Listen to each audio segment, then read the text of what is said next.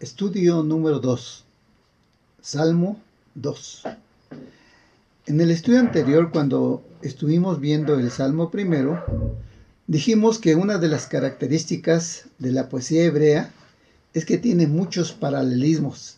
Entre ellos, ustedes recordarán que dijimos que había el sinónimo, el climático, el emblemático, el antitético, el poético, que no lo tocamos en aquella ocasión.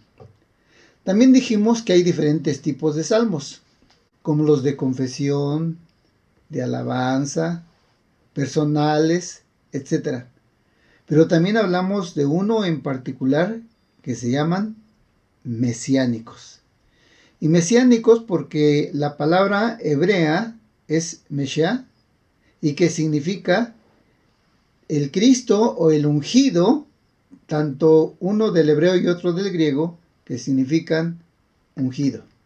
Entonces Cristo fue ungido para venir a morir por nosotros, por todos los pecadores. Pero, ¿por qué se le llama salmos?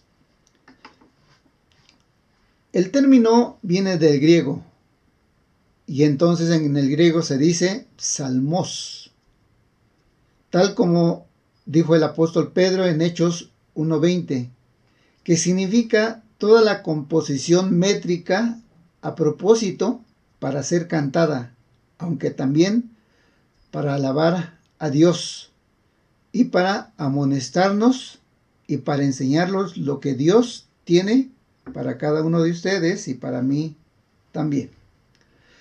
Los autores de los salmos, como ustedes conocen, ya en otras ocasiones hemos hablado, y ustedes conocen que hay diferentes autores, como cuáles: está Moisés, está David, está Salomón, está Asaf, etcétera, etcétera. Pero cada uno de ellos escribió de diferente manera.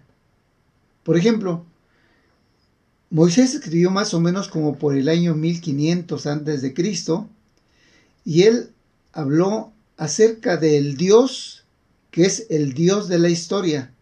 Por eso decía: Señor, tú nos has sido refugio de generación en generación, antes que formases el mundo, que formases la tierra y todo lo que existe, y desde entonces tú eres Dios. Vuelves al hombre hasta ser quebrantado y dices: convertíos, hijos de los hombres. Otros de los salmistas, por ejemplo, el Salmo 137, lo escribieron cuando el pueblo de Israel se encontraba cautivo en Caldea, en Babilonia. ¿Qué decían? El escritor dice: junto a los ríos de Babilonia, allí nos sentábamos y aún llorábamos. Y nuestros enemigos decían: canten, canten, porque habíamos colgado nuestras arpas, y decían ellos: canten. Y como decían los judíos: ¿cómo cantaremos en tierra de esclavitud? Habían estado esclavos. Pero vayamos al Salmo 2, que juntamente con los Salmos 18, 20, 21, 45, 72, 89, 101, 132 y 144, todos son mesiánicos. Por lo tanto, entremos a considerar el contenido de este Salmo 2, que es mesiánico. Encontramos en este Salmo 7 divisiones, y que quiero ir señalando algunas cosas importantes de cada una de las divisiones. Por ejemplo, la primera división la hallamos del versículo 1 al versículo 3, donde se habla de la oposición que había de hacerse al reinado del Mesías. Nunca ha habido tanta oposición a esta doctrina del reinado del Mesías. La gente se ha opuesto. Los judíos, que no son judíos mesiánicos, siempre se han opuesto porque dicen que realmente el Mesías no ha venido. Entonces, esta doctrina ha sido muy atacada y ha habido mucha oposición a ella. En estos versículos, del 1 al 3, vemos tanto al pueblo como a naciones que se oponen al reinado del Mesías, aunque como dijo el Señor Jesucristo, mi reino no es de este mundo, porque realmente el reino no es terrenal. Va a venir a establecer su reino, pues el reino donde va a crear nuevos cielos y nueva tierra. En segundo lugar, hallamos en los versículos 4 al 5 la tremenda derrota que les espera a todos los que se rebelan contra el Señor y contra su reinado, cuando venga a juzgar a todo el mundo, y serán castigados con justicia. Todos sus planes serán ineludiblemente destruidos. Cualquiera que sean los planes que tengan, todo va a venirse por tierra de parte del Señor. En tercer lugar, hallamos el versículo 6, donde nos habla del establecimiento del reino de Cristo, a pesar de toda la oposición que haya en Jerusalén. Y cuando venga en su segunda venida, en la Jerusalén celestial, va a establecer esa Jerusalén celestial, tal como lo presenta la palabra de Dios. En cuarto lugar, en el versículo 7, hallamos la confirmación y el establecimiento del reino mesiánico. Desde que Cristo vino en su primera venida, Él dijo, el reino de los cielos está con vosotros. De lo cual hemos hablado en otras ocasiones de el ya, pero el todavía no.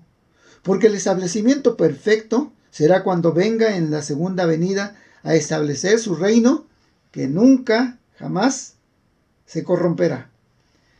En quinto lugar, en los versículos 8 al 9, encontramos la destrucción total de todos los opositores al establecimiento del reino de Cristo, donde se usan figuras como vara de hierro, porque con vara de hierro, como si fuera algo duro, algo fuerte, que va a venir a destruir a los suyos, a los enemigos, pero también para los suyos, también hay una figura muy importante que presenta este pasaje del Salmo 92, porque dice que también a los enemigos los va a destruir como si fueran vasija. ¿Y de nosotros qué? Pues nosotros vamos a estar con Él, deleitándonos, gozándonos, alabando su nombre por todas las edades. Porque ciertamente nosotros vamos a estar con Él reinando por los siglos de los siglos. En sexto lugar, vemos que en los versículos 10 al 12 hace un llamamiento y una exhortación a los reyes y príncipes de la tierra a que se sometan voluntariamente al servicio del Señor, a ser súbditos de ese reino. De otra manera, todos los que no se sometan a la voluntad de Dios, al servicio de Dios, todos serán destruidos. Termino este hermoso salmo con una frase que debe ser la pauta de los que hemos recibido a Cristo como nuestro Señor y Salvador, ya que seremos dichosos todos los que en Cristo confiamos.